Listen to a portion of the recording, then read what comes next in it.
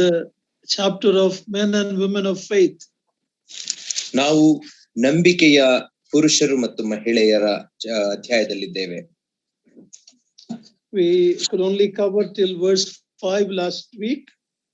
ನಾವು ಕಳೆದ ವಾರ ಕೇವಲ 5 ವಚನಗಳನ್ನ ನಾವು ಮುಗಿಸಿದ್ದೇವೆ. We will read verse 6 once more. ಮತ್ತೆ ನಾವು 6ನೇ ವಚನವನ್ನ ಓದಿಕೊಳ್ಳೋಣ. ಆದರೆ ನಂಬಿಕೆ ಇಲ್ಲದೆ ದೇವರನ್ನು ಮೆಚ್ಚಿಸುವುದು ಅಸಾಧ್ಯ. ದೇವರ ಬಳಿಗೆ ಬರುವವನು ದೇವರು ಇದ್ದಾನೆ ಮತ್ತು ತನ್ನನ್ನು ಹುಡುಕುವವರಿಗೆ ಪ್ರತಿಫಲವನ್ನು ಕೊಡುತ್ತಾನೆ ಎಂದು ನಂಬುವುದು ಅವಶ್ಯ. There are many things that are impossible in the Bible. ಸತ್ಯವೇದದಲ್ಲಿ ಅಸಾಧ್ಯವಾದದ್ದು ಎಂಬುದಾಗಿ ಕೊಡಲ್ಪಟ್ಟಂತಹ ಅನೇಕ ಸಂಗತಿಗಳುಂಟು. One of that, it is impossible to please God without faith. ಅವುಗಳಲ್ಲಿ ಒಂದು, ನಂಬಿಕೆ ಇಲ್ಲದೆ ದೇವರನ್ನ ಮೆಚ್ಚಿಸುವುದು ಅಸಾಧ್ಯ. We have already looked at in Hebrews few other things that are impossible. ನಾವು ಈಗಾಗಲೇ ಇಬ್ರಿಯರ ಪತ್ರಿಕೆಯಲ್ಲಿ ಇನ್ನು ಕೆಲವು ಅಸಾಧ್ಯವಾದ ಸಂಗತಿಗಳು ಯಾವ್ಯಾವು ಎಂಬುದಾಗಿ ನೋಡಿಕೊಂಡಿದ್ದೇವೆ. Once those who are enlightened and came to taste the truth of this salvation, but they reject, then they cannot be saved again. ಅಸಾಧ್ಯವಾದದ್ದು ಯಾವುದು ಎಂಬುದಾಗಿ ನೋಡುವಾಗ ಇನ್ನೊಂದು, ನಂಬಿಕೆಗೆ ಬಂದು ನಂಬಿಕೆಯ ಜ್ಞಾನಕ್ಕೆ ಬಂದು ಅದನ್ನ ತಿರಸ್ಕರಿಸಿ ಮತ್ತೆ ಹಿಂತಿರುಗಿ ಹೊರಟು ಹೋಗುವವರನ್ನ ರಕ್ಷಣೆಯ ಮಾರ್ಗಕ್ಕೆ ಮತ್ತೆ ತರುವುದು ಅಸಾಧ್ಯ ಎಂಬುದಾಗಿ ನೋಡುತ್ತೇವೆ. They are not true believers, but they came very close. ಅವರು ನಿಜವಾದ ವಿಶ್ವಾಸಿಗಳಾಗಿರಲಿಲ್ಲ, ಬದಲಾಗಿ ರಕ್ಷಣೆಗೆ ಅತ್ಯಂತ ಸಮೀಪಕ್ಕೆ ಬಂದವರು. In chapter 6:18 we saw it is impossible for God to lie. ನಾವು 6ನೇ ಅಧ್ಯಾಯ which ಅಂಕಲ್ 18ನೇ ವಚನದಲ್ಲಿ ನಾವು ನೋಡಿಕೊಂಡೆವು, ದೇವರು ಆತನು ಸುಳ್ಳಾಡಲಾರನು ಎಂಬುದಾಗಿ ನೋಡಿಕೊಂಡೆವು. Luke 16:13 says you cannot serve two masters, impossible. ಲೂಕ 16ನೇ ಅಧ್ಯಾಯ 13ನೇ ವಚನದಲ್ಲಿ ನಾವು ಇಬ್ಬರು ಯಜಮಾನರನ್ನ ಸೇವಿಸಲಾರೆವು ಎಂಬುದಾಗಿ ನೋಡಿಕೊಂಡೆವು. So here we read that it is impossible to please God without faith. ಇಲ್ಲಿ ನಾವು 6ನೇ ವಚನದಲ್ಲಿ ಇಬ್ರಿಯರ ಪತ್ರಿಕೆ 11ನೇ ಅಧ್ಯಾಯ 6ನೇ ವಚನದಲ್ಲಿ ನಂಬಿಕೆ ಇಲ್ಲದೆ ದೇವರನ್ನ ಮೆಚ್ಚಿಸುವುದು ಅಸಾಧ್ಯ ಎಂಬುದಾಗಿ ನೋಡಿಕೊಂಡೆವು. No amount of good works can compensate for lack of faith. ನಾವು ಮಾಡುವಂತಹ ಎಷ್ಟೇ ಒಳ್ಳೆ ಕಾರ್ಯಗಳಾದರೂ ಸಹ ನಮ್ಮಲ್ಲಿ ನಂಬಿಕೆ ಕಡಿಮೆ ಇರುವುದಕ್ಕೆ ಸಮಾನವಾಗುವುದಿಲ್ಲ. ನಂಬಿಕೆ ಇಲ್ಲದೆ ಎಷ್ಟು ಕೆಲಸ ಮಾಡಿದರೂ ಯಾವ ಪ್ರಯೋಜನವಿಲ್ಲ. Okay? When a man refuses to believe God, ಒಬ್ಬ ವ್ಯಕ್ತಿಯು ದೇವರನ್ನ ನಂಬದೆ ಆತನನ್ನ ತಿರಸ್ಕರಿಸುವಾಗ, 1 John 5:10 says he makes God a liar. 1 ಯೋಹಾನ 5ನೇ ಅಧ್ಯಾಯ 10ನೇ ವಚನ ಹೇಳುತ್ತದೆ, ಆತನು ದೇವರನ್ನ ಸುಳ್ಳುಗಾರನನ್ನಾಗಿ ಮಾಡುತ್ತಾನೆ. How can God be pleased with a person who called him a liar? ದೇವರು ತನ್ನನ್ನ ಸುಳ್ಳುಗಾರನು ಎಂಬುದಾಗಿ ಕರೆಯುವ ವ್ಯಕ್ತಿಯ ಕುರಿತಾಗಿ ಸಂತೋಷ ಪಡಲಿಕ್ಕೆ ಹೇಗೆ ಸಾಧ್ಯ? Faith gives God his proper place. ನಂಬಿಕೆಯು ದೇವರಿಗೆ ಆತನ ತಕ್ಕದಾದ ಸ್ಥಾನವನ್ನು ಒದಗಿಸುತ್ತದೆ. If we put faith in ourselves, we will be discouraged. ನಾವು ನಮ್ಮ ಮೇಲೆಯೇ ನಂಬಿಕೆ ಇಡುವುದಾದರೆ ನಾವು ನಿರಾಶರಾಗುತ್ತೇವೆ. Because many a times we fail. ಯಾಕಂದ್ರೆ ಅನೇಕ ಸಂದರ್ಭಗಳಲ್ಲಿ ನಾವು ಸೋತು ಹೋಗುತ್ತೇವೆ. If we put faith in others, we will be disappointed. ನಾವು ಇತರರ ಮೇಲೆ ನಂಬಿಕೆ ಇಡುವುದಾದರೆ ಆಗಲೂ ಕೂಡ ನಾವು ನಿರಾಶರಾಗುತ್ತೇವೆ. Because they also fail. ಯಾಕೆಂದ್ರೆ ಅವರು ಕೂಡ ಸೋತು ಹೋಗುತ್ತಾರೆ. If we put faith in God, we will never be disappointed. ಆದರೆ ನಾವು ದೇವರ ಮೇಲೆ ನಂಬಿಕೆಯನ್ನು ಇಡುವಾಗ ನಮಗೆ ಎಂದೂ ನಿರಾಶೆ ಆಗುವುದಿಲ್ಲ. Because he never fails. ಯಾಕೆಂದರೆ ಆತನು ಎಂದಿಗೂ ಸೋತು ಹೋಗಲಾರನು. Faith not only believes that God exists, ನಂಬಿಕೆಯು ದೇವರು ಇದ್ದಾನೆ ಎಂಬುದನ್ನು ಮಾತ್ರ ನಂಬುವುದಿಲ್ಲ, but it has a double benefit. ಆದರೆ ಅದರೊಟ್ಟಿಗೆ 2 ಅನುಕೂಲತೆಗಳ ಅದಕ್ಕಿದೆ, ಲಾಭಗಳು.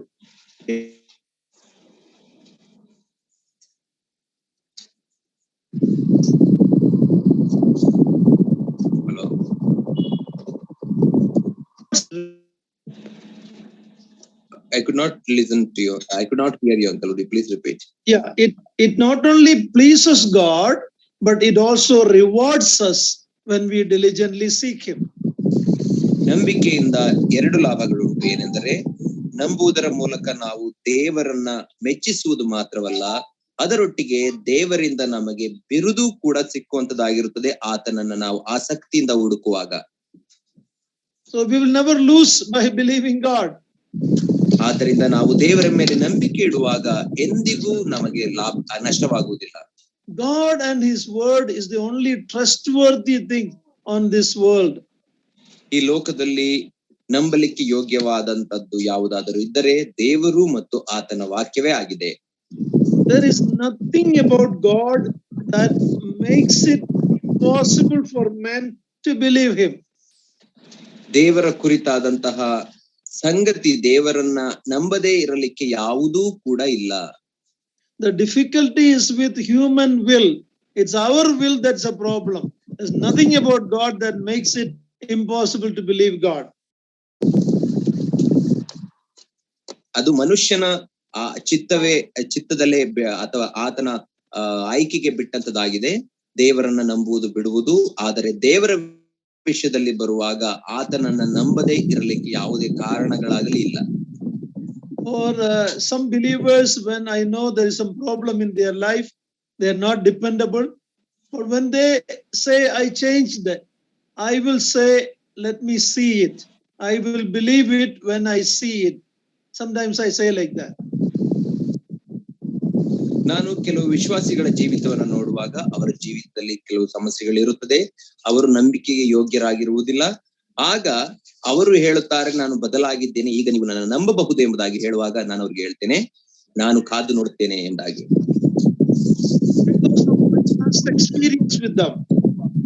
ಯಾಕಂದ್ರೆ ಭೂತಕಾಲದಲ್ಲಿ ಅವರೊಟ್ಟಿಗೆ ನನಗಾದ ಅನುಭವದ ನಿಮಿತ್ತದಿಂದ. But that's not the case with God.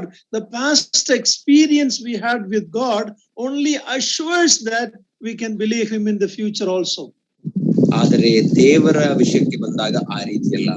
ನಾವು ಹಿಂದೆ ಆತನೊಟ್ಟಿಗೆ ಆದ ಅನುಭವಗಳನ್ನ ನೆನೆಸಿಕೊಳ್ಳುವಾಗ ಮುಂದೆಯೂ ಕೂಡ ಆತನು ನಂಬಲಿಕ್ಕೆ ಯೋಗ್ಯನು ಎಂಬುದಾಗಿ ನಮ್ಮ ಮನಸ್ಸಿಗೆ ದೃಢವಾದ ನಿಶ್ಚಯವು ಬರುತ್ತದೆ.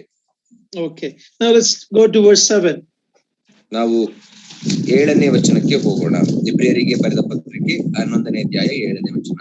ನಂಬಿಕೆಯಿಂದಲೇ ನೋಹನು ಅದುವರೆಗೆ ಕಾಣದಿದ್ದ ಸಂಗತಿಗಳ ವಿಷಯವಾಗಿ ದೈವೋಕ್ತಿಯನ್ನು ಹೊಂದಿ ಭಯಭಕ್ತಿಯುಳ್ಳವನಾಗಿ ತನ್ನ ಮನೆಯವರ ಸಂರಕ್ಷಣೆಗೋಸ್ಕರ ನಾವೆಯನ್ನು ಕಟ್ಟಿ ಸಿದ್ಧ ಮಾಡಿದನು. ಆದ್ದರಿಂದ ಅವನು ಲೋಕದವರನ್ನು ದಂಡನೆಗೆ ಪಾತ್ರರೆಂದು ನಿರ್ಣಯಿಸಿಕೊಂಡು ನಂಬಿಕೆಯ ಫಲವಾದ ನೀತಿಗೆ ಬಾಧ್ಯನಾದನು. Next person of faith is Noah.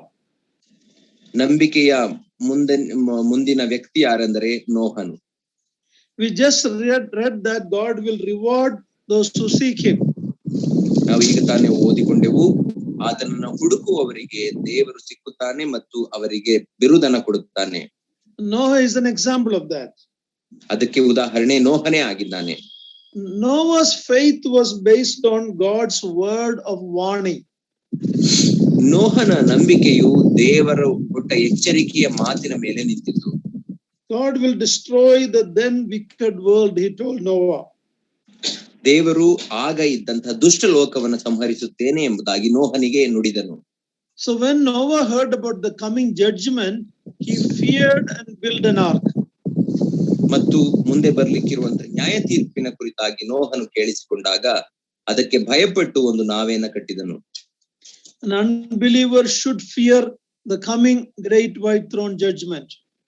ಒಬ್ಬ ಅವಿಶ್ವಾಸಿಯು ಮುಂದೆ ಬರ್ಲಿಕ್ಕಿರುವಂತ ಆ ಮಹಾ ಬಿಳಿ ಸಿಂಹಾಸನದ ಕುರಿತಾಗಿ ಭಯ ಉಳ್ಳವನಾಗಿರಬೇಕು. Believers should be having fear of God when they think about the judgment seat of Christ, where each one of us have to give an account. ವಿಶ್ವಾಸಿಗಳು ಕೂಡ ಯೇಸು ಕ್ರಿಸ್ತನ ಆ ನ್ಯಾಯಾಸನದ ಮುಂದೆ ನಾವು ನಿಲ್ಲಬೇಕಾಗುತ್ತದೆ ಮತ್ತು ನಾವು ನಮ್ಮ ಜೀವಿತಕ್ಕ ಕುರಿತಾಗಿ ಲೆಕ್ಕ ಕೊಡಬೇಕಾಗುತ್ತದೆ ಎಂಬುದಾಗಿ ತಿಳಿದವರಾಗಿ ಭಯವುಳ್ಳವರಾಗಿರಬೇಕು. In 2 Corinthians 5:10 and 11 we read that we all have to appear before the judgment of Christ. Then it says about the fear of God. ನಾವು 2 ಕೊರಿಂಥದವರಿಗೆ ಬರೆದ ಪತ್ರಿಕೆ 5ನೇ ಅಧ್ಯಾಯ 10 ಮತ್ತು 11ನೇ ವಚನದಲ್ಲಿ ನಾವು ನೋಡುವಾಗ, ನಾವೆಲ್ಲರೂ ದೇವರ ನ್ಯಾಯಾಸನದ ಮುಂದೆ ನಿಂತುಕೊಳ್ಳಬೇಕು, ಕ್ರಿಸ್ತನ ನ್ಯಾಯಾಸನದ ಮುಂದೆ ಎಂಬುದಾಗಿ ನೋಡುತ್ತೇವೆ ಮತ್ತು ನಮ್ಮ ಜೀವಿತದ ಕುರಿತಾಗಿ ನಾವು ಲೆಕ್ಕ ಒಪ್ಪಿಸಬೇಕಾಗುತ್ತದೆ. Then verse 11 says that fear of God motivates us. 11ನೇ ವಚನಕ್ಕೆ ಬರುವಾಗ, ಕರ್ತನ ಭಯವು ನಮಗಿರುವುದರಿಂದ ಎಂಬುದಾಗಿ ನೋಡುತ್ತೇವೆ. So believers should have fear of God about the judgment seat of Christ. And if you are an unbeliever, far worse eternal judgment is on the way. ಆದ್ದರಿಂದ ನಾವು ವಿಶ್ವಾಸಿಗಳಾಗಿರುವುದಾದರೆ ಕ್ರಿಸ್ತನ ನ್ಯಾಯಾಸನದ ಮುಂದೆ ನಿಲ್ಲಬೇಕಾಗುತ್ತದೆ ಎಂಬ ಭಯವುಳ್ಳವರಾಗಿ ಜೀವಿಸಬೇಕು. ಒಂದು ವೇಳೆ ಅವಿಶ್ವಾಸಿಯಾಗಿರುವುದಾದರೆ ನಿನಗೆ ದೇವರ ಉಗ್ರ ಕೋಪದ ದಂಡನೆ ಕಾದಿದೆ ಎಂಬುದಾಗಿ ಭಯವುಳ್ಳವನಾಗಿರಬೇಕು. But when we fear God, in 2 Corinthians 5:14, we are reminded about the love of God that motivates us.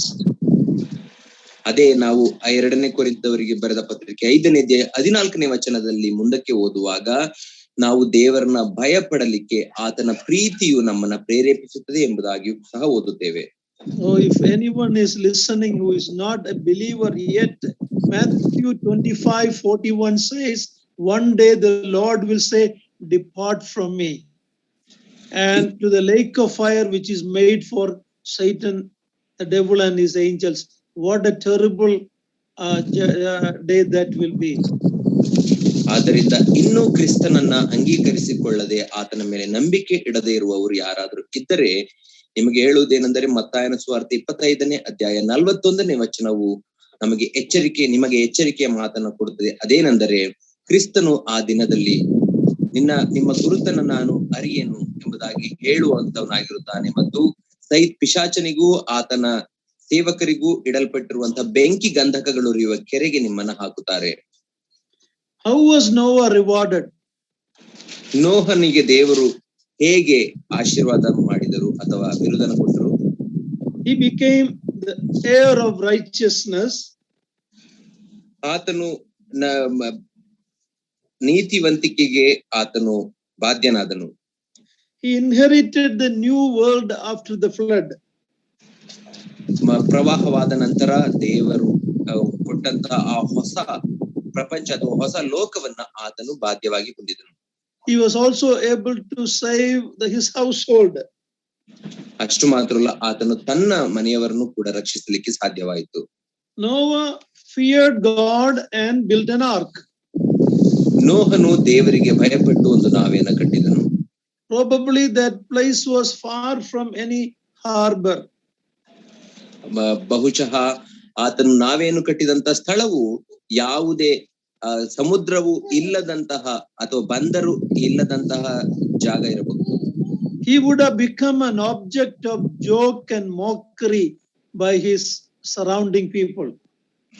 ಆದ್ದರಿಂದನೇ ಬಂದರಿಲ್ಲದ ಸ್ಥಳದಲ್ಲಿ ಆತನು ನಾವೇನು ಕಟ್ಟುತ್ತಿದ್ದರಿಂದ ಜನರು ಆತನನ್ನ ಅಪಹಾಸ್ಯಕ್ಕೆ ಗುರಿ ಮಾಡಿರಬಹುದು. Yet he did the work that followed his faith. ಆದರೂ ಆತನು ನಂಬಿಕೆಯಿಂದ ತನ್ನ ನಂಬಿಕೆಯ ಮೇಲೆ ಭರವಸವನ್ನಿಟ್ಟವನಾಗಿ ದೇವರು ಹೇಳಿದಂತ ಆ ಕಾರ್ಯಗಳನ್ನ ಮಾಡಿದನು. The universal flood of Noah's time is not believed by many liberal Christians and the world. ನೋಹನ ಕಾಲದಲ್ಲಿ ದೇವರು ಕಳಿಸಿದಂತಹ ಆ ಜಲಪ್ರಳಯ, ಮಹಾ ಜಲಪ್ರಳಯವನ್ನ ಅನೇಕ ಉದಾರವಾದಿಗಳಾದಂತ ಕ್ರೈಸ್ತರು ಮತ್ತು ಈ ಲೋಕದಲ್ಲಿರುವಂತಹ ಇತರರು ನಂಬುವುದಿಲ್ಲ. But the Lord Jesus Christ and the apostles spoke about that in the New Testament as one of the signs of the return of Lord Jesus Christ. ಆದರೆ ಹೊಸ ಒಡಂಬಡಿಕೆಗೆ ಬರುವಾಗ ನಮ್ಮ ಕರ್ತನಾದ ಯೇಸು ಕ್ರಿಸ್ತನು ಅದೇ ರೀತಿ ಆತನ ಅಪೋಸ್ತಲರು ಕೂಡ ಯೇಸು ಕ್ರಿಸ್ತನ ಎರಡನೆಯ ಬರುವಿಕೆಯ ಸಮಯದಲ್ಲಿ ನೋಹನ ಕಾಲದಲ್ಲಿ ಇರುವ ಹಾಗೆ ಇರುತ್ತದೆ ಎಂಬುದಾಗಿ ಅದರ ಕುರಿತಾಗಿ ಸಾಕ್ಷಿ ನುಡಿದಿದ್ದಾರೆ. It's a warning for end time mockers, ಕುಚೋದ್ಯಕಾರರು. ಅದು ಅಂತ್ಯ ದಿನಗಳಲ್ಲಿರುವ ಕುಚೋದ್ಯಗಾರರಿಗೆ ಮಾಡಲ್ಪಟ್ಟಿರುವಂತಹ ಎಚ್ಚರಿಕೆಯ ಮಾತು. If God destroyed the then world with flood, 2 Peter 3:7 says the present world is kept for fire. ಹಾಗಾದರೆ ಇಂದಿನ ಲೋಕವು ಅದು ಜಲಪ್ರಳಯದಿಂದ ನಾಶ ಮಾಡಲ್ಪಟ್ಟಿರುವುದಾದರೆ 2 ಪೇತ್ರದವರಿಗೆ ಬರೆದ ಪತ್ರಿಕೆ 2ನೇ ಅಧ್ಯಾಯ ಅಲ್ಲಿ ನಾವು ನೋಡುವಾಗ ಈ ಲೋಕ ಅದು ಬೆಂಕಿಯಿಂದ ನಾಶ ಮಾಡಲಿಕ್ಕೆ ಇಡಲ್ಪಟ್ಟಿದೆ ಎಂಬುದಾಗಿ ನೋಡುತ್ತೇವೆ. How terrible that coming judgment will be. ಬರಲಿಕ್ಕಿರುವಂತಹ ಆ ನ್ಯಾಯ ತೀರ್ಪು ಎಂತ ಭಯಂಕರವಾದದ್ದು. Even though Noah was not only a builder of ark, but he was a preacher of righteousness, we read in the New Testament. ನಾವು ಹೊಸ ಒಡಂಬಡಿಕೆಯಲ್ಲಿ ನೋಡುತ್ತೇವೆ, ನೋಹನು ಕೇವಲ ನಾವೇನ ಕಟ್ಟುವವನು ಮಾತ್ರವಾಗಿರಲಿಲ್ಲ, ಬದಲಾಗಿ ನೀತಿಯನ್ನ ಸಾರುವವನು ಕೂಡ ಆಗಿದ್ದನು ಎಂಬುದಾಗಿ ಹೊಸ ಒಡಂಬಡಿಕೆಯಲ್ಲಿ ಓದುತ್ತೇವೆ. Yet by his preaching he couldn't save even one person, but thank God his family was spared. ಆದರೂ ಆತನ ಸ್ವಾರ್ಥೆಯ ಮೂಲಕ ಆತನು ಒಬ್ಬ ವ್ಯಕ್ತಿಯನ್ನು ಕೂಡ ರಕ್ಷಿಸಲಿಕ್ಕೆ ಸಾಧ್ಯವಾಗಲಿಲ್ಲ. ಆದರೆ ದೇವರಿಗೆ ಸ್ತೋತ್ರ ಸಲ್ಲಿಸೋಣ, ತನ್ನ ಕುಟುಂಬವನ್ನ ಆತನು ಕಾಪಾಡಿಕೊಂಡನು. How sad to be saved and the family members being lost. ಎಂತ ದುಃಖಕರವಾದಂತ ಸಂಗತಿ, ನಿಮ್ಮ ಕುಟುಂಬದಲ್ಲಿ ನೀವು ಮಾತ್ರ ರಕ್ಷಣೆಯನ್ನ ಹೊಂದಿ ಯಾರಾದರೂ ಕುಟುಂಬದವರು ನಶಿಸಿ ಹೋಗುವುದು ಎಂತ ದುಃಖದ ಸಂಗತಿ. Noah and the family were minority before the flood. ಜಲಪ್ರಳಯಕ್ಕಿಂತ ಮುಂಚೆ ನೋಹ ಮತ್ತು ನೋಹನ ಕುಟುಂಬದವರು ಅಲ್ಪಸಂಖ್ಯಾತರಾಗಿದ್ದರು. Perhaps the readers of the Epistle of Hebrews may be thinking, if these are all truth, why there is only a small minority believers? ಬಹುಶಃ ಈ ಇಬ್ರಿಯರಿಗೆ ಬರೆದ ಪತ್ರಿಕೆಯ ಓದುತ್ತಿದ್ದಂತವರು ಈ ರೀತಿ ನೆನೆಸಿರಬಹುದು, ಹಾಗಾದರೆ ಯಾಕೆ ಕೆಲವು ಜನ ಮಾತ್ರ ವಿಶ್ವಾಸಿಗಳಿದ್ದಾರೆ ಎಂಬುದಾಗಿ ಅವರು ನೆನೆಸಿರಬಹುದು. Even in India we may think like that. We are ಅಲ್ಪಸಂಖ್ಯಾತವರು, minority. We may get discouraged. ನಾವು ವಿಶ್ವಾಸಿಗಳಂತ ನಾವು ಕೂಡ ಭಾರತದಲ್ಲಿ ಇದ್ದುಕೊಂಡು ಆ ರೀತಿ ಯೋಚಿಸಬಹುದು. ಏನೆಂದರೆ ನಾವು ಅಲ್ಪಸಂಖ್ಯಾತರಾಗಿದ್ದೇವೆ ಎಂಬುದಾಗಿ ನಿರಾಶೆಗೊಳ್ಳಬಹುದು. But don't worry about it. After the flood, Noah and his family were the majority. ಅದರ ಬಗ್ಗೆ ಯೋಚಿಸಬೇಡ್ರಿ, ಯಾಕಂದ್ರೆ ಆ ಜಲಪ್ರಳಯದ ನಂತರ ನೋಹ ಮತ್ತು ಆತನ ಕುಟುಂಬದವರೇ ಬಹುಸಂಖ್ಯಾತರಾಗಿದ್ದರು. Romans 3:4 says, let God be true, every man a liar. Romans 3:4. ರೋಮಾಪುರದವರಿಗೆ ಬರೆದ ಪತ್ರಿಕೆ 3ನೇ ಅಧ್ಯಾಯ 4ನೇ ವಚನದಲ್ಲಿ ನಾವು ನೋಡುತ್ತೇವೆ, ಈ ಲೋಕದ ಮನುಷ್ಯರೆಲ್ಲರೂ ಸುಳ್ಳುಗಾರರಾದರೂ ದೇವರು ಆತನು ಸತ್ಯವಂತನು ಎಂಬುದಾಗಿ ಅಲ್ಲಿ ಹೇಳಲ್ಪಟ್ಟಿದೆ. Beloved brothers and sisters, one man, one woman with God is a majority. ನನ್ನ ಪ್ರಿಯರಾದಂತ ಸಹೋದರ ಸಹೋದರಿಯರೇ, ಒಬ್ಬ ವ್ಯಕ್ತಿ ಆಗಲಿ ಒಬ್ಬ ಮಹಿಳೆ ಆಗಲಿ ದೇವರು ಅವರೊಟ್ಟಿಗಿರುವಾಗ ಅವರೇ ಬಹುಸಂಖ್ಯಾತರು. Don't worry, the story is not over. In heaven there will be a great multitude that no man can count. ಹೆದರಬೇಡ್ರಿ ಮತ್ತು ಅದರ ಬಗ್ಗೆ ಯೋಚನೆ ಮಾಡಬೇಡ್ರಿ, ಯಾಕಂದ್ರೆ ಪರಲೋಕದಲ್ಲಿ ನಿಮ್ಮ ಹಾಗಿರುವಂತಹ ಅನೇಕ ವಿಶ್ವಾಸಿಗಳು, ಕೋಟ್ಯಾನುಕೋಟಿ ವಿಶ್ವಾಸಿಗಳು ಇರುತ್ತಾರೆ. So the story is not over. The end chapter is not written yet. ಆದ್ದರಿಂದ ಆ ಅಂತ್ಯದ ಅಧ್ಯಾಯವು ಇನ್ನೂ ಮುಗಿದಿಲ್ಲ, ಅಂತ್ಯ ಅಧ್ಯಾಯವು ಇನ್ನೂ ಬರೆಯಲಿಕ್ಕಿದೆ. Even if you are mocked and ridiculed by your neighbors, keep your faith in God is trustworthy. ನಿಮ್ಮ ನೆರೆಹೊರೆಯವರು ನಿಮ್ಮನ್ನ ಅಪಹಾಸ್ಯ ಮಾಡಿ ನಿಮ್ಮ ನಂಬಿಕೆಯ ನಿಮಿತ್ತ ನಿಮಗೆ ಗೇಲಿ ಮಾಡಿದರೂ ಪರವಾಗಿಲ್ಲ, ನೀವು ಭಯಪಡಬೇಡ್ರಿ, ದೇವರ ಮೇಲಿರುವಂತ ನಿನ್ನ ನಂಬಿಕೆಯನ್ನ ದೃಢವಾಗಿ ಹಿಡಿದುಕೊಳ್ಳಿರಿ. Okay, now let's read verse 8 to 10. ನಾವು ಈಗ 8ರಿಂದ 10ನೇ ವಚನಗಳವರೆಗೆ ಓದಿಕೊಳ್ಳೋಣ. ನಂಬಿಕೆಯಿಂದಲೇ ಅಬ್ರಹಾಮನು ಕರೆಯಲ್ಪಟ್ಟ ಕೂಡಲೇ ಕರೆದಾತನ ಮಾತನ್ನು ಕೇಳಿ ತಾನು ಬಾಧ್ಯವಾಗಿ ಹೊಂದಬೇಕಾಗಿದ್ದ ಸ್ಥಳಕ್ಕೆ ಹೊರಟು ಹೋದನು. ತಾನು ಹೋಗಬೇಕಾದ ಸ್ಥಳವು ಯಾವುದೆಂದು ತಿಳಿಯದೆ ಹೊರಟನು. ನಂಬಿಕೆಯಿಂದಲೇ ಅವನು ವಾಗ್ದಾತ್ತ ದೇಶಕ್ಕೆ ಬಂದಾಗ ಅಲ್ಲಿ ಅನ್ಯ ದೇಶದಲ್ಲಿ ಇದ್ದವನಂತೆ ಡೇರೆಗಳಲ್ಲಿ ಇದ್ದುಕೊಂಡು ಪ್ರವಾಸಿಯಾಗಿ ಬದುಕಿದನು. ಅದೇ ವಾಗ್ದಾನಕ್ಕೆ ಸಹಬಾಧ್ಯರಾಗಿದ್ದ ಇಸಾಕನು ಯಾಕೋಬನು ಅವನಂತೆಯೇ ಡೇರೆಗಳಲ್ಲಿ ವಾಸಿಸಿದರು. ಯಾಕಂದರೆ ಅವನು ಶಾಶ್ವತವಾದ ಅಸ್ಥಿವಾರಗಳುಳ್ಳ ಪಟ್ಟಣವನ್ನು, ಅಂದರೆ ದೇವರು ಸಂಕಲ್ಪಿಸಿ ನಿರ್ಮಿಸಿದ ಪಟ್ಟಣವನ್ನು ಎದುರು ನೋಡುತ್ತಿದ್ದನು. Up to now we were looking at men of faith before the flood, the antediluvian age before the flood. ಇದುವರೆಗೂ ನಾವು ಆಂಟಿಡಿಲ್ಯೂವಿಯನ್ ಯುಗ ಅಥವಾ ಜಲಪ್ರಳಯಕ್ಕಿಂತ ಮುಂಚೆ ಬದುಕಿದ ವಿಶ್ವಾಸಿಗಳು ಅಥವಾ ನಂಬಿಕೆಯ ಶೂರರ ಕುರಿತಾಗಿ ನೋಡಿಕೊಂಡೆವು.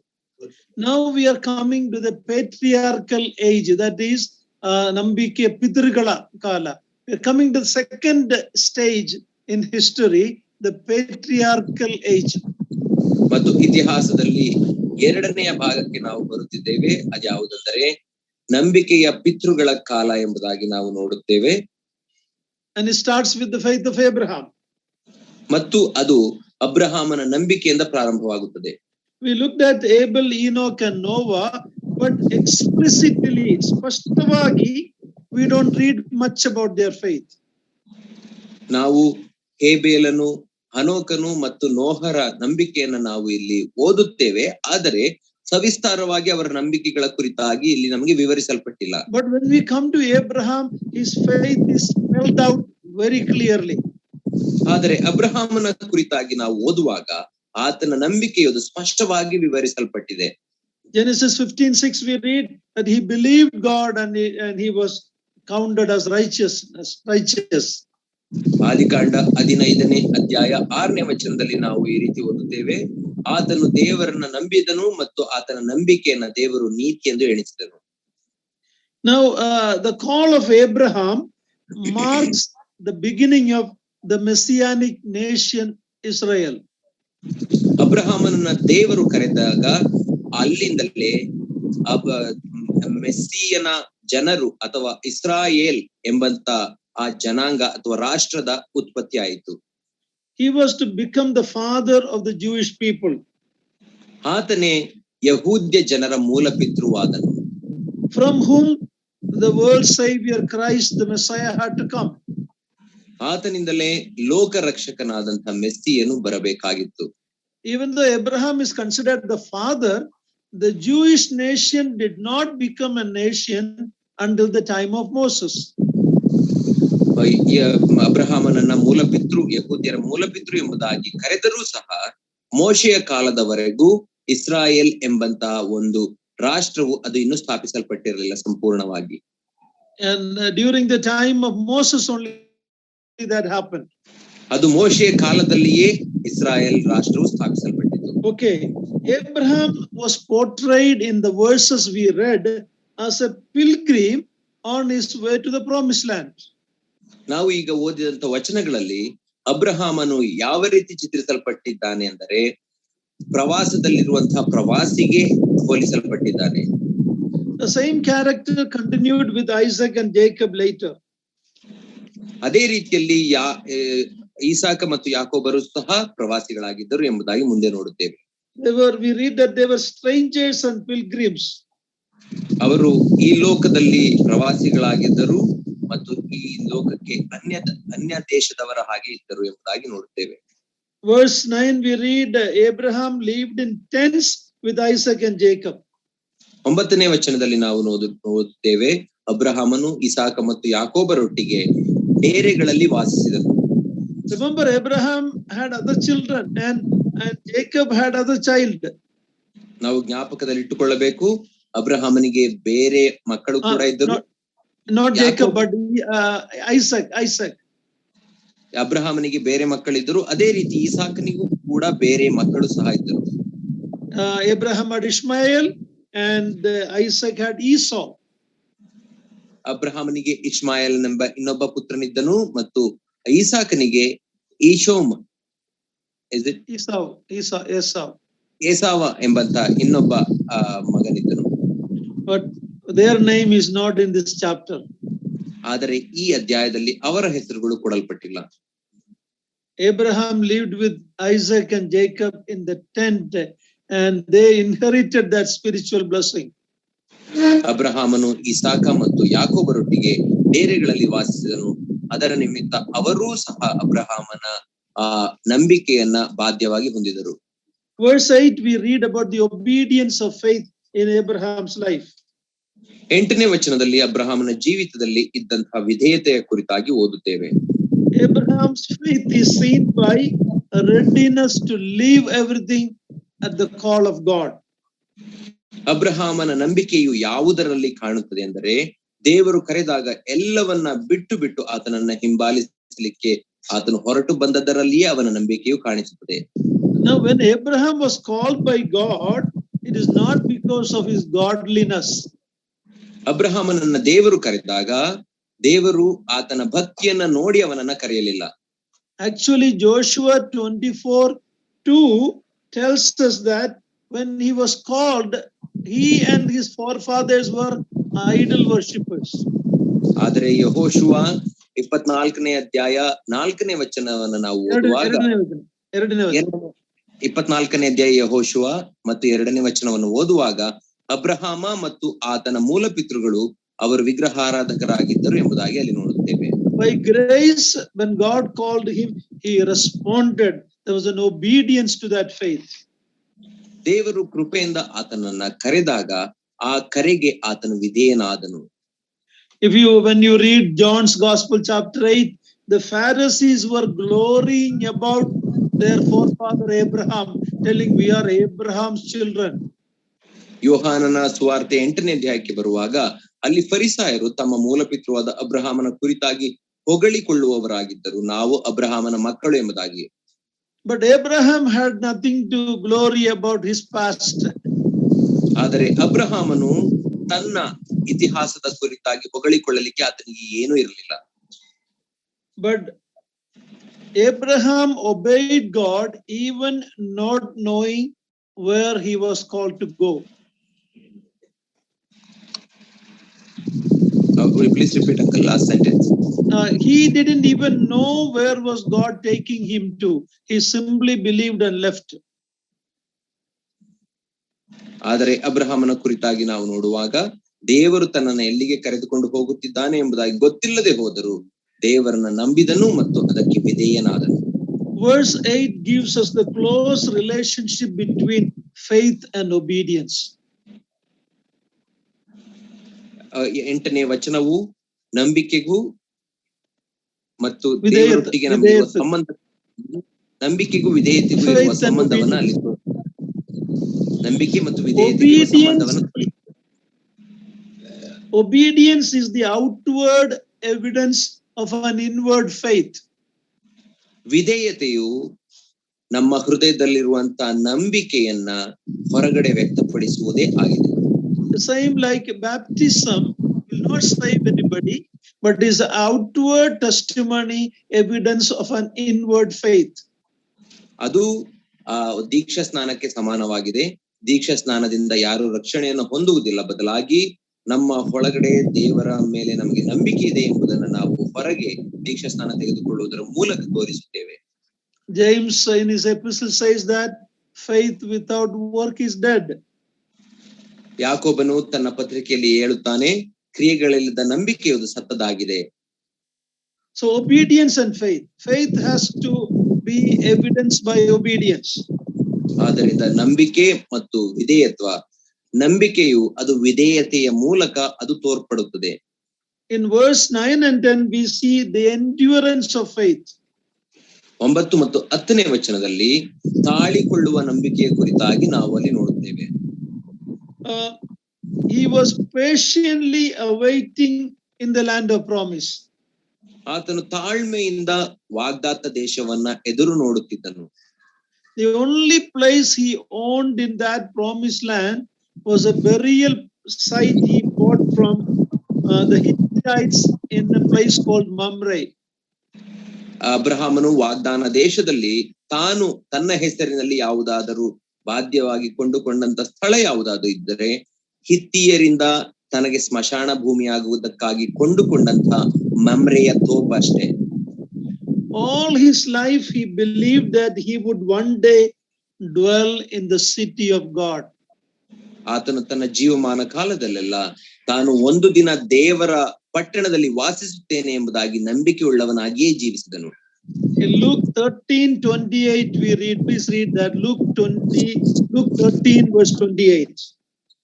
ಲೂಕ 13ನೇ ಅಧ್ಯಾಯ 28ನೇ ವಚನದಲ್ಲಿ ನಾವು ಈ ರೀತಿ ಓದುತ್ತೇವೆ. ಲೂಕ 13:28ನೇ ವಚನವನ್ನು ನಾವು ಓದಿಕೊಳ್ಳೋಣ. ಅಬ್ರಹಾಮ, ಇಸಾಕ, ಯಾಕೋಬ ಇವರು ಮತ್ತು ಎಲ್ಲಾ ಪ್ರವಾದಿಗಳು ದೇವರ ರಾಜ್ಯದಲ್ಲಿರುವುದನ್ನು, ನಿಮ್ಮನ್ನು ಮಾತ್ರ ಹೊರಗೆ ಹಾಕುವುದನ್ನು ನೀವು ನೋಡುವಾಗ ನಿಮಗೆ ಗೋಳಾಟವು, ಕಟಕಟನೆ, ಹಳ್ಳು ಕಡಿಯೋಣವೂ ಇರುವವು. It is talking not about the Canaan, that land that God promised to the Israel. he was looking for, even after death, being resurrected, enter into the millennial kingdom. ಇಲ್ಲಿ ನಾವು ಓದುವಾಗ ಯೇಸು ಕ್ರಿಸ್ತನು ಮಾತನಾಡುತ್ತಿರುವುದೇನೆಂದ್ರೆ, ಅಬ್ರಹಾಮನು ಆತನು ದೇವರ ವಾಗ್ದಾನ ದೇಶವನ್ನ ಭೂಲೋಕದ ವಾಗ್ದಾನ ದೇಶವನ್ನ ಮಾತ್ರ ಎದುರು ನೋಡುತ್ತಿರಲಿಲ್ಲ, ಬದಲಾಗಿ ಯೇಸು ಕ್ರಿಸ್ತನು ಹಿಂತಿರುಗಿ ಎರಡನೆಯ ಬಾರಿ ಬರುವಾಗ ಸ್ಥಾಪಿಸುವಂತಹ ಆ 1000 ವರ್ಷ ಕಾಲದ ರಾಜ್ಯವನ್ನ ಎದುರು ನೋಡುತ್ತಿದ್ದನು. Okay, now verse 11 and 12. 11 ಮತ್ತು 12ನೇ ವಚನದಲ್ಲಿ ಅದನ್ನು ನಾವು ಓದುತ್ತೇವೆ. Please read that. 11 ಮತ್ತು 12ನೇ ವಚನ, ಇಬ್ರಿಯರಿಗೆ ಬರೆದ ಪತ್ರಿಕೆ 11ನೇ ಅಧ್ಯಾಯ 11-12ನೇ ವಚನ. ಇದಲ್ಲದೆ ಸಾರಳು ವಾಗ್ದಾನ ಮಾಡಿದ ಆತನನ್ನು ನಂಬತಕ್ಕವನೆಂದೆಣಿಸಿ ತಾನು ಪ್ರಾಯ ಮೀರಿದವಳಾಗಿದ್ದರೂ ನಂಬಿಕೆಯಿಂದಲೇ ಗರ್ಭವತಿಯಾಗುವುದಕ್ಕೆ ಶಕ್ತಿಯನ್ನು ಹೊಂದಿದಳು. ಆದ್ದರಿಂದ ಮೃತಪ್ರಾಯನಾಗಿದ್ದ ಒಬ್ಬನಿಂದ ಆಕಾಶ ನಕ್ಷತ್ರಗಳಂತೆಯೂ ಸಮುದ್ರ ತೀರದಲ್ಲಿರುವ ಉಸುಬಿನಂತೆಯೂ ಅಸಂಖ್ಯವಾಗಿ ಮಕ್ಕಳು ಹುಟ್ಟಿದರು. We looked at the obedience of faith and the endurance of faith in Abraham's life.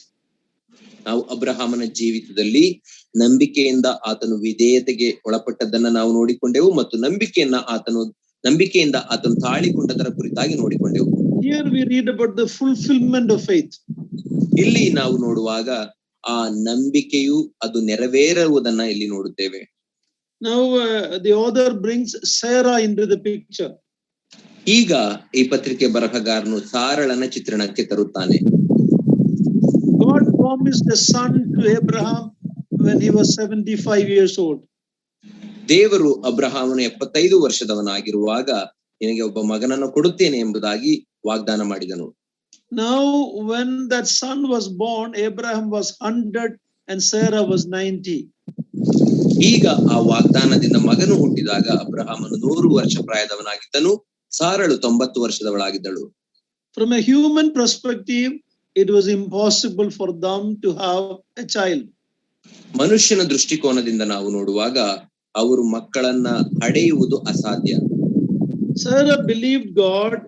Of course, we know that there was a time she laughed when she heard, but Bible, the New Testament, calls her a holy woman of faith. ಆದರೆ ಸಾರಳು ದೇವರ ವಾಗ್ದಾನವನ್ನು ನಂಬಿದಳು ಎಂಬುದಾಗಿ ನೋಡುತ್ತೇವೆ. ಹೌದು, ಸಾರಳು ನಕ್ಕದ್ದುಂಟು, ಆದರೆ ಹೊಸ ಒಡಂಬಡಿಕೆಯಲ್ಲಿ ಸಾರಳನ್ನ ನಂಬಿಕೆಯ ಮಹಿಳೆ ಅಥವಾ ನಂಬಿಕೆಯ ವೀರಳು ಎಂಬುದಾಗಿ ಚಿತ್ರಿಸಲ್ಪಟ್ಟಿದೆ.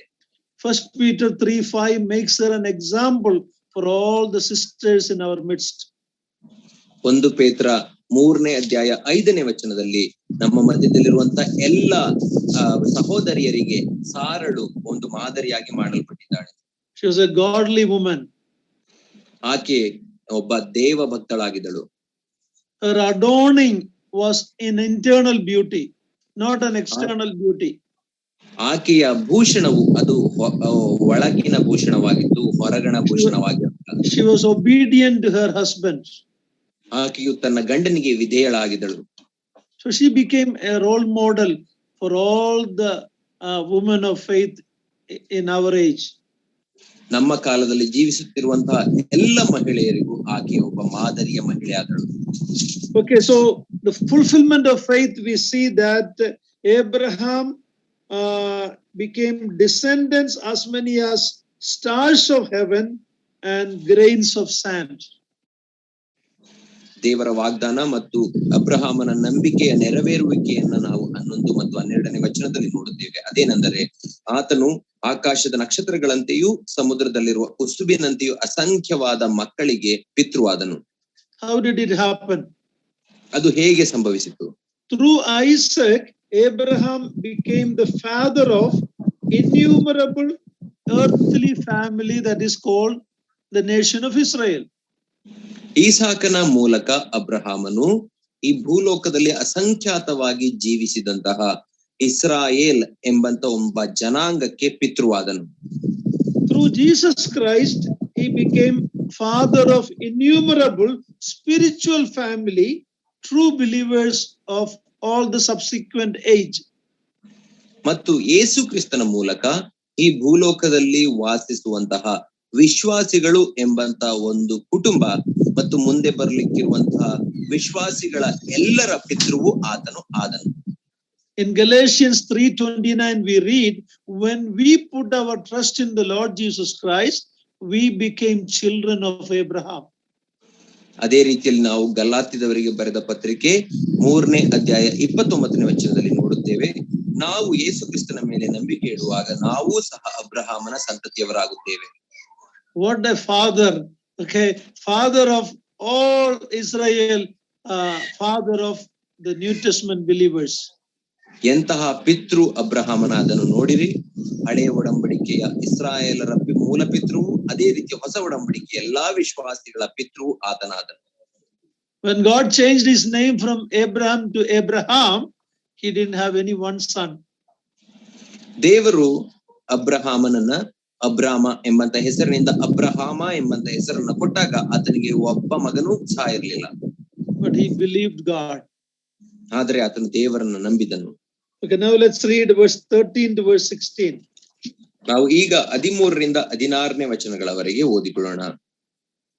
ಇವರೆಲ್ಲರೂ ವಾಗ್ದಾನದ ಫಲಗಳನ್ನು ಹೊಂದದೆ ಅವುಗಳನ್ನು ದೂರದಿಂದ ನೋಡಿ ಉಲ್ಲಾಸದೊಡನೆ ಬಂಧಿಸಿ ನಂಬಿಕೆಯುಳ್ಳವರಾಗಿ ಮೃತರಾದರು.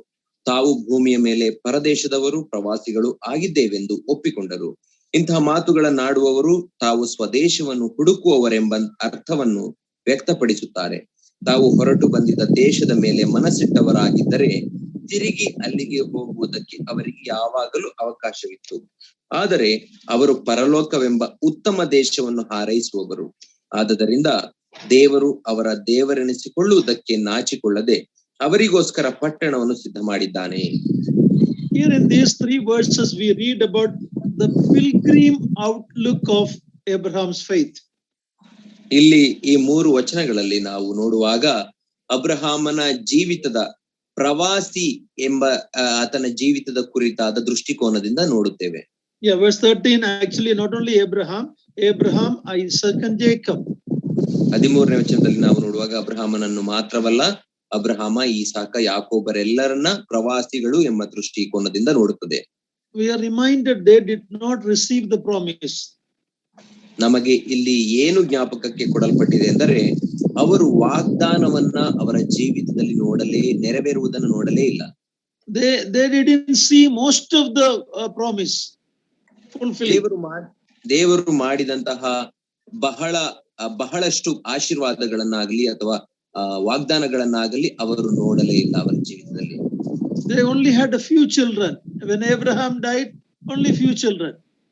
ಅಬ್ರಹಾಮನು ಸತ್ತಾಗ ಆತನಿಗೆ ಕೆಲವು ಮಕ್ಕಳು ಮಾತ್ರ ಇದ್ದರು. And he didn't see the Messiah coming. He didn't see a messianic kingdom. ಮತ್ತು ಆತನು ಮೆಸ್ಸಿಯನು ಬರುವುದನ್ನು ಕೂಡ ನೋಡಲಿಕ್ಕಾಗಲಿಲ್ಲ, ಮೆಸ್ಸಿಯನ ರಾಜ್ಯವನ್ನು ಕೂಡ ನೋಡಲಿಲ್ಲ. But we read that they died in faith. ಆದರೆ ನಾವು ಓದುತ್ತೇವೆ ಅವರು ನಂಬಿಕೆಯಿಂದ ಸತ್ತರು. They confessed to others that they are strangers and pilgrims on the earth. ಮತ್ತು ಇತರರಿಗೆ ಅವರು ಜ್ಞಾಪಕ ಕೊಟ್ಟರು ಏನೆಂದರೆ ಅವರು ಈ ಲೋಕದಲ್ಲಿ ಅನ್ಯ ದೇಶದವರು ಮತ್ತು ಪ್ರವಾಸಿಗಳಾಗಿದ್ದಾರೆ. This is where maybe I for sure and maybe many of us what we profess with our mouth and what we practice doesn't match.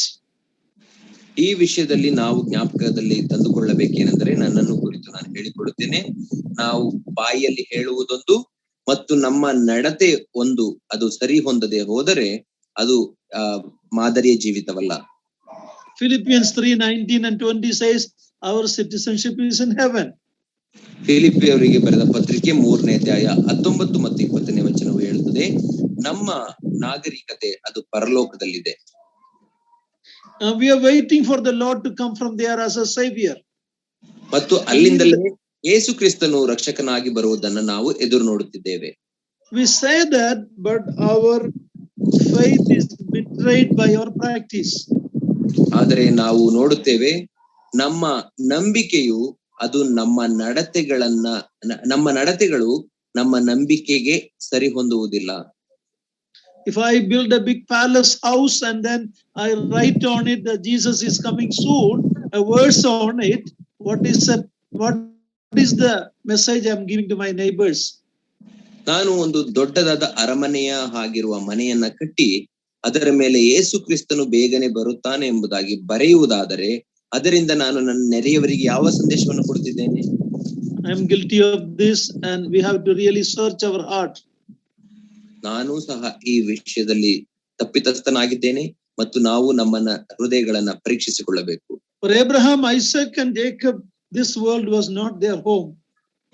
Abraham, ಈಸಾಕ ಮತ್ತು ಯಾಕೋಬರಿಗೆ ಈ ದೇಶವು, ಈ ಲೋಕವು ಅವರ ದೇಶವಾಗಿರಲಿಲ್ಲ.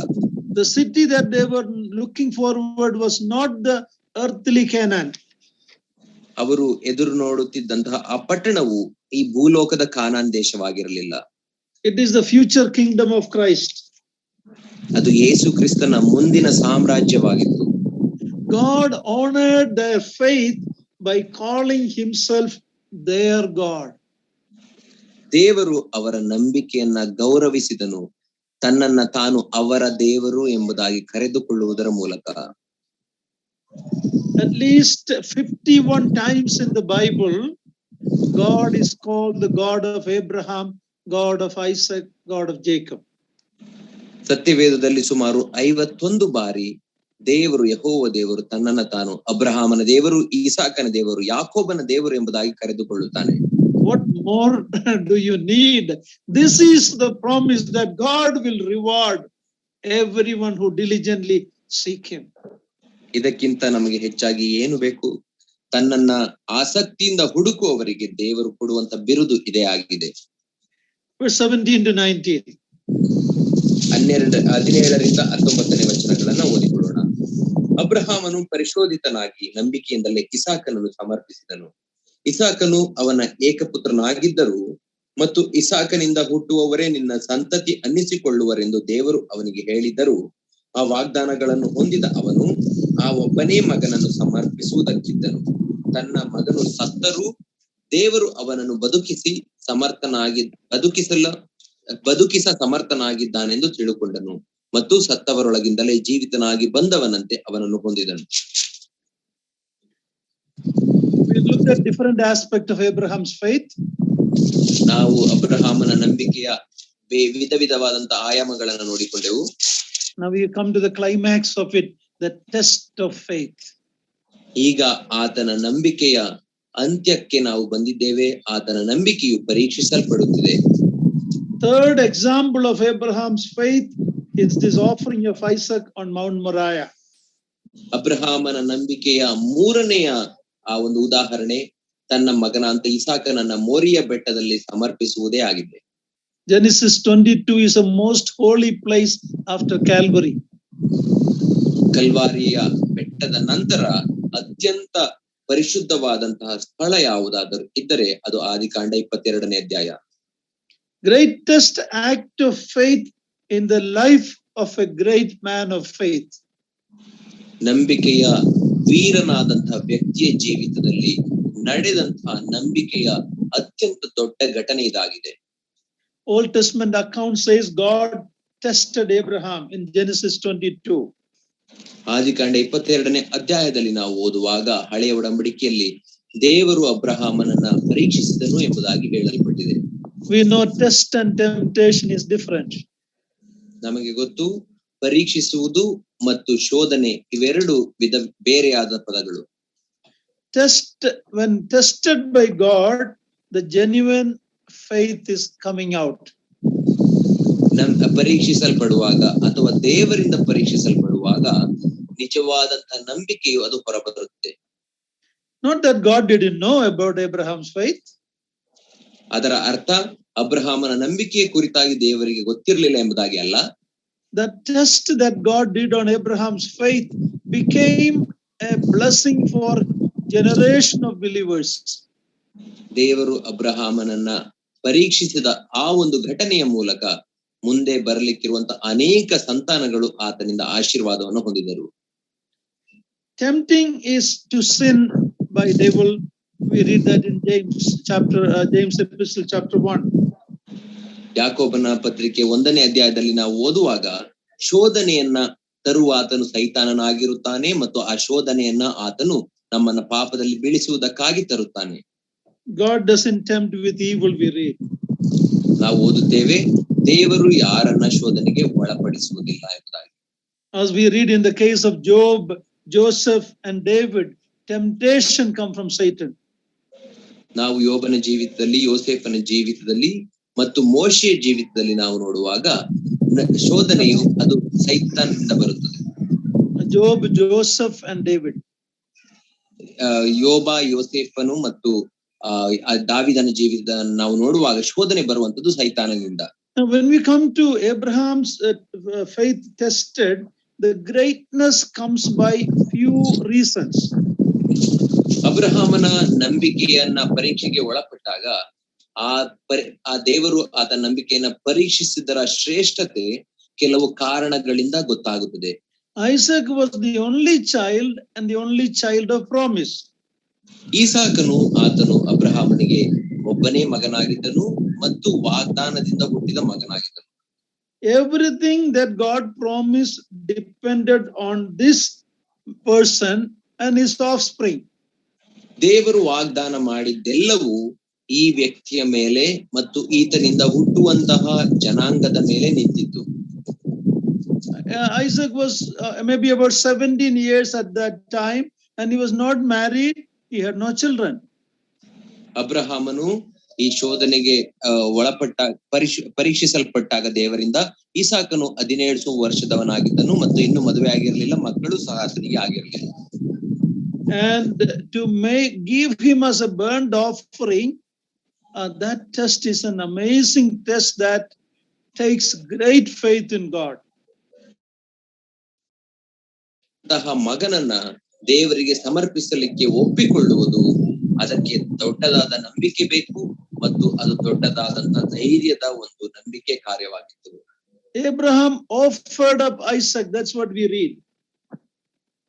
ಅಬ್ರಹಾಮನು ಈಸಾಕನನ್ನ ದೇವರಿಗೆ ಸಮರ್ಪಿಸಿದನು ಎಂಬುದಾಗಿ ನಾವು ಅಲ್ಲಿ ಓದುತ್ತೇವೆ. We know that Isaac was spared on the dagaru. Another animal lamb was taking his place. We know that. ನಮಗೆ ಗೊತ್ತು ಈಸಾಕನನ್ನ ದೇವರು ಆಹುತಿಯನ್ನಾಗಿ ತೆಗೆದುಕೊಳ್ಳಲಿಲ್ಲ, ಬದಲಾಗಿ ಆತನ ಬದಲಾಗಿ ಒಂದು ಟಗರನ್ನ ದೇವರು ಕೊಟ್ಟನು. But God accepted that offering as if it happened. ಆದರೆ ದೇವರು ಅಬ್ರಹಾಮನ ಆ ಒಂದು ನಂಬಿಕೆಯ ಕಾರ್ಯವನ್ನ ಯಾವ ರೀತಿ ಒಪ್ಪಿಕೊಂಡನೆಂದರೆ, ಈಸಾಕನನ್ನ ಅಬ್ರಹಾಮನು ಯಜ್ಞ ಮಾಡಿದ್ದಾನೇನೋ ಎನ್ನುವ ರೀತಿಯಲ್ಲಿ ಅದನ್ನ ಒಪ್ಪಿಕೊಂಡಿದ್ದಾನೆ. In Genesis 22, we don't read what was the reason why Abraham did that. ನಾವು ಆದಿಕಾಂಡ 22ನೇ ಅಧ್ಯಾಯದಲ್ಲಿ ಆ ರೀತಿ ಅಬ್ರಹಾಮನು ಮಾಡಲಿಕ್ಕೆ ಕಾರಣ ಏನು ಎಂಬುದಾಗಿ ನಾವು ಓದುವುದಿಲ್ಲ. But when we come to Genesis, Hebrews 11, we read that what did he believe? ಆದರೆ ಇಬ್ರಿಯ 11ನೇ ಅಧ್ಯಾಯಕ್ಕೆ ಬರುವಾಗ ಆತನು ಏನನ್ನ ನಂಬಿ ಆ ರೀತಿ ನಂಬಿಕೆ ಕಾರ್ಯವನ್ನು ಮಾಡಿದನು ಎಂಬುದಾಗಿ ಓದುತ್ತೇವೆ. When on the way to Mount Moriah, the son asked him, "Where is the lamb?" He said, "God will provide a lamb." But Hebrews 11:19 says that he believed that God is able to raise him from the dead. ಅಲ್ಲಿ ನಾವು ಆದಿಕಾಂಡ 22ನೇ ಅಧ್ಯಾಯದಲ್ಲಿ ಓದುತ್ತೇವೆ, ಯಜ್ಞಕ್ಕೆ ಬೇಕಾದ ಕುರಿ ಎಲ್ಲಿ ಎಂಬುದಾಗಿ ಈಸಾಕನು ಕೇಳುವಾಗ ದೇವರು ಒದಗಿಸುತ್ತಾನೆ ಎಂಬುದಾಗಿ ಅಬ್ರಹಾಮನು ಹೇಳಿದನು. ಆದರೆ ಇಬ್ರಿಯರಿಗೆ ಬರೆದ ಪತ್ರಿಕೆ 11ನೇ ಅಧ್ಯಾಯ 19ನೇ ವಚನಕ್ಕೆ ಬಂದಾಗ ದೇವರು ತನ್ನ ಮಗನು ಸತ್ತರೂ ಕೂಡ ಅವನನ್ನ ಬದುಕಿಸುತ್ತಾನೆ ಎಂಬುದಾಗಿ ಅಬ್ರಹಾಮನು ನಂಬಿದ್ದನು. Even if Isaac became a burnt offering and became ash, he believed that God is able to raise him up from the ash. ಒಂದು ವೇಳೆ ಅಬ್ರಹಾಮನು ಇಸಾಕನನ್ನ ದೇವರಿಗೆ ಸಮರ್ಪಿಸಿ ಯಜ್ಞವಾಗಿ ಇಸಾಕನು ಸುಟ್ಟು ಹೋಗಿ ಬೂದಿಯಾದರೂ ಕೂಡ ಆ ಬೂದಿಯಿಂದ ತನ್ನ ಮಗನನ್ನ ದೇವರು ಬದುಕಿಸಬಲ್ಲನು ಎಂಬುದಾಗಿ ಅಬ್ರಹಾಮನು ನಂಬಿದನು. See, there was no such incident that taken place before that time. ಅದಕ್ಕಿಂತ ಮುಂಚೆ ಈ ರೀತಿಯಾದಂತ ಘಟನೆ ಸಂಭವಿಸರೇ ಇರಲಿಲ್ಲ. Nobody has risen from the dead. ಯಾರು ಕೂಡ ಮರಣದಿಂದ ತಿರುಗಿ ಬದುಕಿದವರಿರಲಿಲ್ಲ. Today we know that Jesus rose from the dead. That is our blessed hope. Because Jesus rose from the dead, we will also be raised even if we die. That's our blessed hope. ಈಗ ನಮಗೆ ಗೊತ್ತು ಏನೆಂದರೆ ಯೇಸು ಕ್ರಿಸ್ತನು ಸತ್ತು ಉಣಲ್ಪಟ್ಟು 3ನೇ ದಿನದ ಮೃತ್ಯುಂಜಯನಾಗಿ ಎದ್ದನು ಮತ್ತು ದೇವರು ನಮ್ಮನ್ನು ಕೂಡ ಆ ರೀತಿ ಬದುಕಿಸುತ್ತಾನೆ ಎಂಬುದಾಗಿ ನಾವು ನಂಬುವವರಾಗಿದ್ದೇವೆ. But Abraham had no such incident to look back and trust God that God is able to raise him up.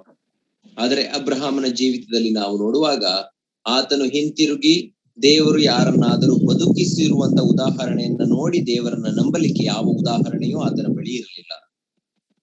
But he knew when his body was lifeless to reproduce, God gave him a son. God kept his promise. The same God is able to raise my son from the earth. That's the kind of faith Abraham had. ಆದರೆ ಅಬ್ರಹಾಮನಿಗೆ ಗೊತ್ತಿತ್ತು ಏನೆಂದರೆ ಸತ್ತ ಹಾಗಿರುವ ತನ್ನ ದೇಹದಿಂದ ಒಬ್ಬ ಮಗನು ಹುಟ್ಟುವ ಹಾಗೆ ದೇವರು ಮಾಡಲಿಕ್ಕೆ ಸಮರ್ಥನಾಗಿರುವಾಗ ತನ್ನ ಮಗನು ಸತ್ತು ಒಂದು ವೇಳೆ ಬೂದಿಯಾದರೂ ಕೂಡ ಅದರಿಂದಲೂ ತನ್ನ ಮಗನನ್ನು ಬದುಕಿಸಬಲ್ಲನು ಎಂಬುದಾಗಿ ದೇವರನ್ನು ನಂಬಿದನು. Verse 19 we read, he considered that God was able. 19ನೇ ವಚನದಲ್ಲಿ ನಾವು ಓದುತ್ತೇವೆ, ದೇವರು ಅವನನ್ನ ಬದುಕಿಸ ಸಮರ್ಥನಾಗಿದ್ದಾನೆಂದು ತಿಳಿದುಕೊಂಡನು. Oh, this is an amazing statement in the Bible, repeated many times, that God is able. ಈ ಒಂದು ದೇವರು ಸಮರ್ಥನಾಗಿದ್ದಾನೆ ಎಂಬಂತಹ ಈ ಒಂದು ಮಾತು ಸತ್ಯವೇದದಲ್ಲಿ ಅನೇಕ ಬಾರಿ ಪುನರುಚ್ಚರಿಸಲ್ಪಟ್ಟಿದೆ. When we read that God is able to do exceeding abundantly more than we ask or think. ನಾವು ಓದುತ್ತೇವೆ ಏನೆಂದರೆ ನಾವು ಕೇಳಿದರೂ ಯೋಚಿಸುವುದಕ್ಕಿಂತಲೂ ಹೆಚ್ಚಾಗಿ ದೇವರು ಮಾಡಲಿಕ್ಕೆ ಸಮರ್ಥನಾಗಿದ್ದಾನೆ. John the Baptist told the Pharisees who came to be baptized that God is able to raise children to Abraham from these stones. ತನ್ನ ಬಳಿ ದೀಕ್ಷಾಸ್ನಾನ ಮಾಡಿಸಿಕೊಳ್ಳಲಿಕ್ಕೆ ಬಂದಂತ ಫರಿಸಾಯರಿಗೆ ಸ್ನಾನಿಕನಾದ ಯೋಹಾನನು ಹೇಳಿದನೇನೆಂದರೆ ದೇವರು ಅಬ್ರಹಾಮನಿಗೆ ಈ ಕಲ್ಲುಗಳಿಂದಲೂ ಕೂಡ ಸಂತಾನವನ್ನ ಕೊಡಬಲ್ಲನು. Abraham's body was like a dead stone and God rejuvenated it and a child was given. That God is able to raise Isaac from ash. He believed it. ಅಬ್ರಹಾಮನ ದೇಹವು ಅದು ಸತ್ತ ಕಲ್ಲಿನ ಹಾಗೆ ನಿರ್ಜೀವವಾಗಿತ್ತು. ಅಂತಹ ದೇಹವನ್ನ ದೇವರು ಪುನರುಜ್ಜೀವನ ಮಾಡಿದನು ಮತ್ತು ಆ ದೇಹದಿಂದ ಒಬ್ಬ ಮಗನು ಹುಟ್ಟುವ ಹಾಗೆ ಮಾಡಿದನು. ಅಬ್ರಹಾಮನು ಇಂತಹ ಕಾರ್ಯವನ್ನು ಮಾಡಿದ ದೇವರು ತನ್ನ ಮಗನನ್ನು ಕೂಡ ಬೂದಿಯಿಂದಲೂ ಬದುಕಿಸಬಲ್ಲನೆಂಬುದಾಗಿ ನಂಬಿದನು. Without any past evidence, any example like that, he believed God. ಭೂತಕಾಲದಲ್ಲಿ ಆತನ ಹಿಂದೆ ಯಾವುದೇ ಉದಾಹರಣೆಯೂ ಇಲ್ಲದೆ ಹೋದರೂ ಸಹ ಆತನು ದೇವರನ್ನು ನಂಬಿದನು. Do you remember what he told the servants? He left the servants on the way to Mount Moriah, and then he went with the son. And he said, you wait here. I and the lad will go and worship God and come back. ಆತನು ಮೋರಿಯ ಬೆಟ್ಟದ ಮೇಲೆ ಹತ್ತುವುದಕ್ಕಿಂತ ಮುಂಚೆ ತನ್ನ ಸೇವಕರನ್ನ ಅಲ್ಲೇ ಕಾಯುವುದಕ್ಕೆ ಹೇಳಿ ತಾನು ಮತ್ತು ಇಸಾಕನು ಬೆಟ್ಟವನ್ನು ಹತ್ತಿದಾಗ ಏನು ಹೇಳಿದನು, ನೀವು ಇಲ್ಲೇ ಕಾದುಕೊಂಡಿರ್ರಿ, ನಾನು ನನ್ನ ಮಗನು ದೇವರನ್ನ ಆರಾಧಿಸಿ ಹಿಂತಿರುಗಿ ಬರುತ್ತೇನೆ. Oh, it's an amazing faith, isn't it? ಅದು ಒಂದು ದೊಡ್ಡದಾದಂತ ನಂಬಿಕೆ ಅಲ್ಲವೇ? You read many verses in the Bible, you read what God is able for. ನಾವು ಅನೇಕ ಸತ್ಯವೇದದಲ್ಲಿ ನೋಡುವಂತಹ ಮಾತುಗಳೇನೆಂದರೆ ದೇವರು ಏನನ್ನ ಮಾಡಲಿಕ್ಕೆ ಸಮರ್ಥನಾಗಿದ್ದಾನೆ ಎಂಬುದಾಗಿ ನೋಡುತ್ತೇವೆ. God is able to build us up. We read in Acts 20:32. ನಾವು ಅಪೊಸ್ತಲರ ಕೃತ್ಯ 20ನೇ ಅಧ್ಯಾಯ 32ನೇ ವಚನದಲ್ಲಿ ದೇವರು ಕಟ್ಟಲಿಕ್ಕೆ ಸಮರ್ಥನೆ ಎಂಬುದಾಗಿ ಓದುತ್ತೇವೆ. And Romans 14:4 says God is able to make his servants stand. ರೋಮಾಪುರದವರಿಗೆ ಬರೆದ ಪತ್ರಿಕೆ 14ನೇ ಅಧ್ಯಾಯ 4ನೇ ವಚನದಲ್ಲಿ ಈ ರೀತಿ ಓದುತ್ತೇವೆ, ದೇವರು ತನ್ನ ಸೇವಕರನ್ನ ನಿಲ್ಲಿಸಲಿಕ್ಕೆ ಶಕ್ತನು. He is able to make them stand. ತನ್ನ ಸೇವಕರು ನಿಲ್ಲುವ ಹಾಗೆ ಮಾಡಲಿಕ್ಕೆ ಸಮರ್ಥನು. In 1 Corinthians 10:13 we read, God is able to make a way of escape in the midst of temptation. ಮತ್ತು 1 ಕೊರಿಂಥದವರಿಗೆ ಬರೆದ ಪತ್ರಿಕೆ 10ನೇ ಅಧ್ಯಾಯ 13ನೇ ವಚನದಲ್ಲಿ ಈ ರೀತಿ ಓದುತ್ತೇವೆ, ನಾವು ಶೋಧನೆಗೆ ಒಳಗಾಗುತ್ತಲೇ ಅದರಿಂದ ತಪ್ಪಿಸಿಕೊಳ್ಳುವಂತಹ ಮಾರ್ಗವನ್ನು ಆತನು ಏರ್ಪಡಿಸಲು ಶಕ್ತನು. 2 Corinthians 9:8 says God is able to make all grace abound. It is in connection with the giving of believers. 2 ಕೊರಿಂಥದವರಿಗೆ ಬರೆದ ಪತ್ರಿಕೆ 9ನೇ ಅಧ್ಯಾಯ 8ನೇ ವಚನದಲ್ಲಿ ಈ ರೀತಿ ಓದುತ್ತೇವೆ, ದೇವರು ತನ್ನ ಕೃಪೆಯ ಮೂಲಕ ಯಥೇಚ್ಛವಾಗಿ ದಯಪಾಲಿಸಲಿಕ್ಕೆ ಶಕ್ತನು ಎಂಬುದಾಗಿ ಅದರ ಅರ್ಥ ತನ್ನ ವಿಶ್ವಾಸಿಗಳು, ತನ್ನ ಭಕ್ತರು ಕೊಡಲಿಕ್ಕೆ ಸಮರ್ಥರನ್ನಾಗಿ ಅವರನ್ನ ಮಾಡುತ್ತಾನೆ. Hebrews 7:25 we already read, God is able to save them to the uttermost. ಸಂಪೂರ್ಣವಾಗಿ ರಕ್ಷಿಸಲಿಕ್ಕೆ ಶಕ್ತನು. ಇಬ್ರಿಯರಿಗೆ ಬರೆದ ಪತ್ರಿಕೆ 7ನೇ ಅಧ್ಯಾಯ 25ನೇ ವಚನದಲ್ಲಿ ಈಗಾಗಲೇ ಓದಿಕೊಂಡೆವು ಏನೆಂದರೆ ಅವರನ್ನ ಸಂಪೂರ್ಣವಾಗಿ ರಕ್ಷಿಸಲಿಕ್ಕೆ ಆತನು ಶಕ್ತನು. Finally in Jude 24 what do we read? Please read that. Jude verse 24. ಕಡೆಯದಾಗಿ ಯೂದನ ಪತ್ರಿಕೆ 24ನೇ ವಚನದಲ್ಲಿ ನಾವು ಏನನ್ನ ಓದುತ್ತೇವೆ, ಓದಿಕೊಳ್ಳೋಣ. ಯೂದನ ಪತ್ರಿಕೆ 25ನೇ ವಚನ. 24 in English. 25ನೇ ವಚನ ಕನ್ನಡದಲ್ಲಿ, ಇಂಗ್ಲಿಷ್ 24ನೇ ವಚನ. ಎಡವಿ ಬೀಳದಂತೆ ನಿಮ್ಮನ್ನು ಕಾಪಾಡುವುದಕ್ಕೂ ತನ್ನ ಪ್ರಭಾವದ ಸಮಕ್ಷಮದಲ್ಲಿ ನಿಮ್ಮನ್ನು ನಿರ್ದೋಷಿಗಳನ್ನಾಗಿ ಹರ್ಷದೊಡನೆ ನಿಲ್ಲಿಸುವುದಕ್ಕೂ ಶಕ್ತನಾಗಿರುವ ನಮ್ಮ ರಕ್ಷಕನಾದ ಒಬ್ಬನೇ ದೇವರಿಗೆ ನಮ್ಮ ಕರ್ತನಾದ ಯೇಸು ಕ್ರಿಸ್ತನ ಮೂಲಕ ಪ್ರಭಾವ, ಮಹತ್ವ, ಆಧಿಪತ್ಯ, ಅಧಿಕಾರಗಳು ಈಗ ಎಲ್ಲಾ ಕಾಲಕ್ಕಿಂತಲೂ ಮೊದಲು ಇದ್ದ ಹಾಗೆ ಈಗಲೂ ಯಾವಾಗಲೂ ಇರಲಿ. ಆಮೇನ್. He is able to keep you from falling and present you faultless. ಆತನು ನೀವು ಬಿದ್ದು ಹೋಗದ ಹಾಗೆ ಕಾಪಾಡಲಿಕ್ಕೆ ಶಕ್ತನು ಮತ್ತು ಯಾವುದೇ ದೋಷವಿಲ್ಲದ ಹಾಗೆ ನಿರ್ದೋಷಿಗಳನ್ನಾಗಿ ನಿಮ್ಮನ್ನ ನಿಲ್ಲಿಸುತ್ತಾನೆ. Dear brothers and sisters, beloved, this is our God. ನನ್ನ ಪ್ರಿಯ ಸಹೋದರ ಸಹೋದರಿಯರೇ, ಈತನೇ ನಮ್ಮ ದೇವರಾಗಿದ್ದಾನೆ. All he is asking from me and you just to believe him. ನನ್ನಿಂದ ನಿಮ್ಮಿಂದ ಆತನು ಕೇಳುತ್ತಿರುವುದೇನೆಂದರೆ ಕೇವಲ ನನ್ನ ಮೇಲೆ ನಂಬಿಕೆ ಇಡಿರಿ ಎಂಬುದಾಗಿ ಅಷ್ಟೇ. Nothing else he is asking. He is trustworthy. Believe in him. ಆತನು ನಿಮ್ಮಿಂದ ಇನ್ನೇನನ್ನು ಕೇಳುತ್ತಿಲ್ಲ, ಆತನು ನಂಬಿಕೆಗೆ ಯೋಗ್ಯನು, ಆತನ ಮೇಲೆ ನಂಬಿಕೆ ಇಡಿರಿ. Do you remember in Mark chapter 5:36 when Jairus' daughter was about to die? The Lord was going to that house. On the way, the news came that the daughter already died because of the delay of a woman who came in between. And when Jesus heard that news that the child died, what did he tell Jairus? Fear not, only believe. ಮಾರ್ಕನ ಸುವಾರ್ತೆ 5ನೇ ಅಧ್ಯಾಯ 36ನೇ ವಚನದಲ್ಲಿ ನಾವು ನೋಡುತ್ತೇವೆ ಏನೆಂದರೆ ಯಾಯಿರನು ತನ್ನ ಮಗಳನ್ನ, ಅಸ್ವಸ್ಥಳಾಗಿರುವಂತ ತನ್ನ ಮಗಳನ್ನ ಗುಣಪಡಿಸಬೇಕು ಎಂಬುದಾಗಿ ಯೇಸು ಕ್ರಿಸ್ತನ ಬಳಿಗೆ ಬಂದು ಕೇಳಿಕೊಳ್ಳುವಾಗ ಏನು ಸಂಭವಿಸಿತು? ಆತನ ಮಗಳು ಸತ್ತೇ ಹೋದಳು. ಯಾಕಂದರೆ ಯೇಸು ಕ್ರಿಸ್ತನು ಆ ಯಾಯಿರನ ಮನೆಗೆ ಹೋಗುವುದನ್ನ ತಡ ಮಾಡಿದನು. ಆ ತಡಕ್ಕೆ ಕಾರಣವಾದವಳು ಯಾರು ಎಂದರೆ ಅಲ್ಲಿ ಒಬ್ಬ ರಕ್ತ ಕುಸುಮ ರೋಗದಿಂದ ಬಳಲುತ್ತಿದ್ದಂತಹ ಒಬ್ಬ ಹೆಂಗಸು ಆ ಯೇಸು ಕ್ರಿಸ್ತನು ತಡ ಮಾಡುವುದಕ್ಕೆ ಕಾರಣಳಾಗಿದ್ದಳು.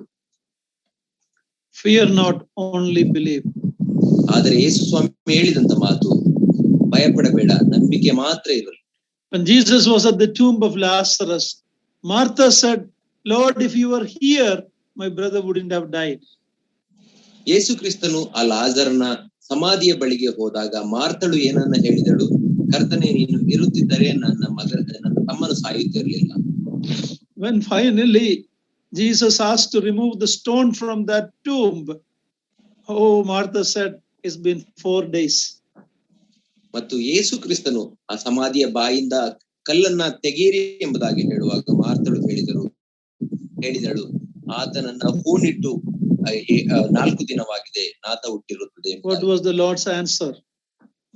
ನಮ್ಮ ಕರ್ತನಾದ ಯೇಸು ಕ್ರಿಸ್ತನ ಉತ್ತರ ಏನಾಗಿತ್ತು? If you believe, you will see the glory of God. ನೀನು ನಂಬಿದರೆ ದೇವರ ಮಹಿಮೆಯನ್ನ ಕಾಣುವಿ. I'm going to stop it here, beloved ones.